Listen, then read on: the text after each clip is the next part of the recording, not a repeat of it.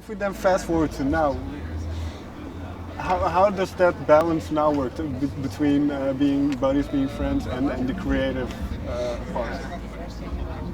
Well, now there actually is a balance. There wasn't really a balance in the past, whereas now we're starting to achieve a balance where we can kind of do both and integrate our personal and work lives together.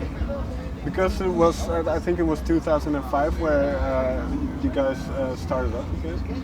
Did you, in the period between, did you miss each other? I missed playing like the music. You know, I actually would see Jay and say, hey, what about a reunion? And he'd be like, I don't think so, man. But I did miss the music, yeah. I definitely missed the intensity of playing with Dinosaur. Yeah, I was very proud of the music that we made.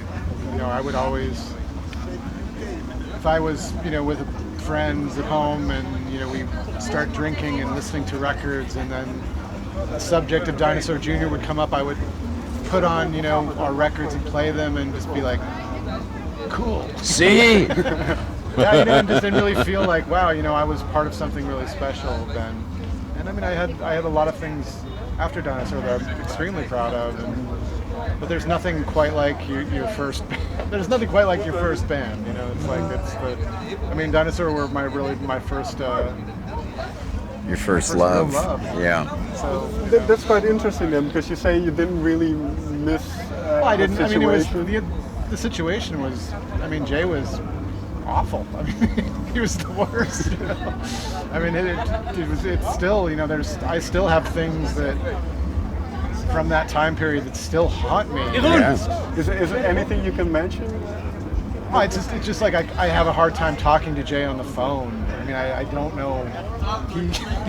His way of communicating. I'm so much more like verbal and like, and he's very, very reserved. And I'm still like the mediator in a lot of situations. He'll be like, "Can you tell Lou this?" And I'll be like, "All right, I'll text Lou. Like, we're gonna still practice." Trying to get to a point where I feel like I'm not scaring him when I talk to him.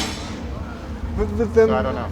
It's quite interesting, because then in 2005 you do get back together. So especially for you then, Lou, what was the motivation to go at it again? Because you were doing well. I think interesting. It's sort of, there was a book that was written. It was called "Our Band Could Be Your Life," and I had done a series of interviews with the writer of the book, and where I explained all of my problems with Dinosaur Jr. and all my anger about it. And then when the book came out, I read the chapter on Dinosaur Jr. and it depressed me so much.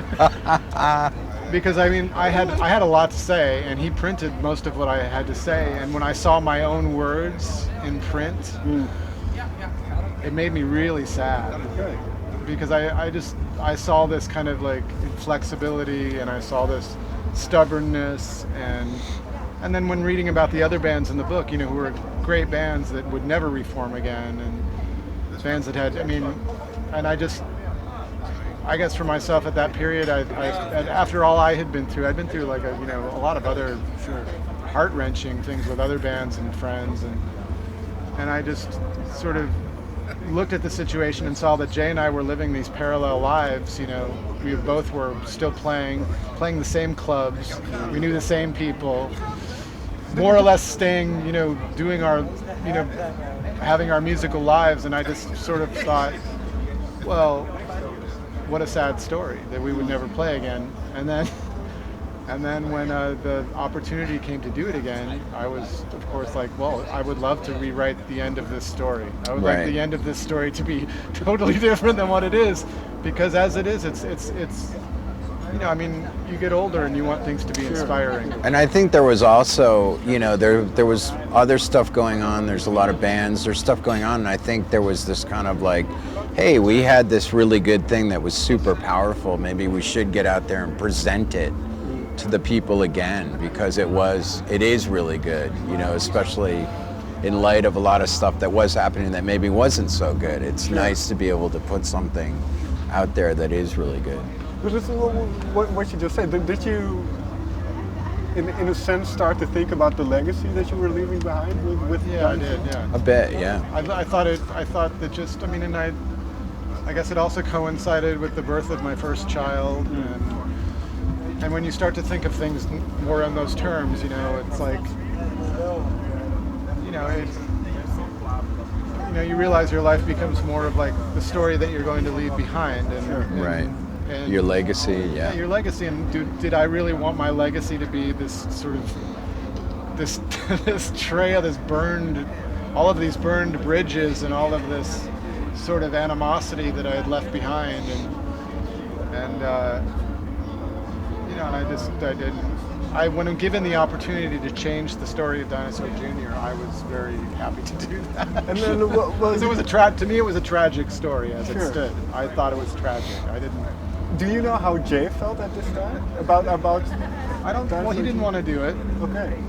He originally was just gonna re-release the first 3 records and have a label, but then, you know, there was a lot of public interest, and our manager was really pushing, like, look, man, we got some offers. If you're gonna do this, you should probably back it up with some music. And then Jay was like, oh, okay, so that means reforming.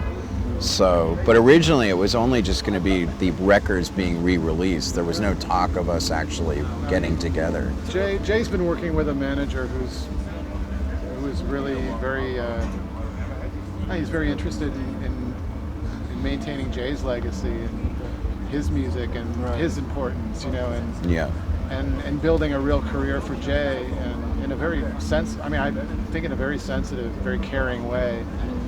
And he saw the reunion as being a way to, you know, to preserve Jay's Jay's music. Right. And if that meant involving these 2 guys that were in the band with him, then that was the manager took it upon himself to do that. And Jay was like, whatever.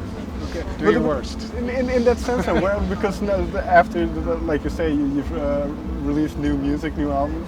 So where are you now then? Is that still the mentality, or are you now a lot closer? And that it's not just him on his side and you guys on your side? It's a little more integrated. Yeah, I mean, there's still dynamics that are similar, but things are a lot better than they were.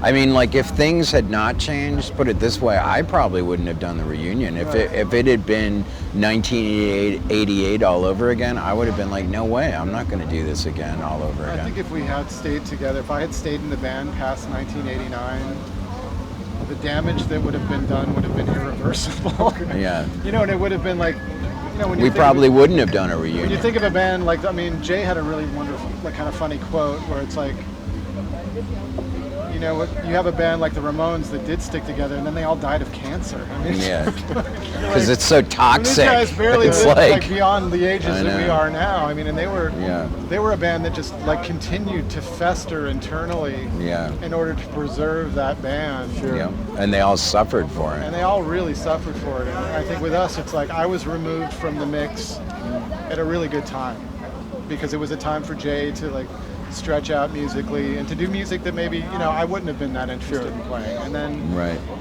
and maybe you know, and in a way I needed to be pushed out of the nest myself, and I needed to find my own way, and I needed to build my own defenses and my own ego in order to re-enter the world of Jay Mascis and Dinosaur Jr.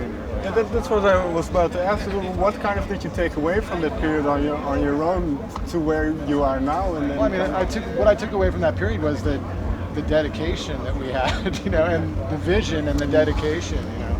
And I took that and I had, you know, I applied it to the other bands that I did, but the different spin being that the other things that I did were very democratic. And when I worked with people, I did my best to communicate, which is, you know, you come to find out some people just don't. People in general, especially musicians, are not a very like.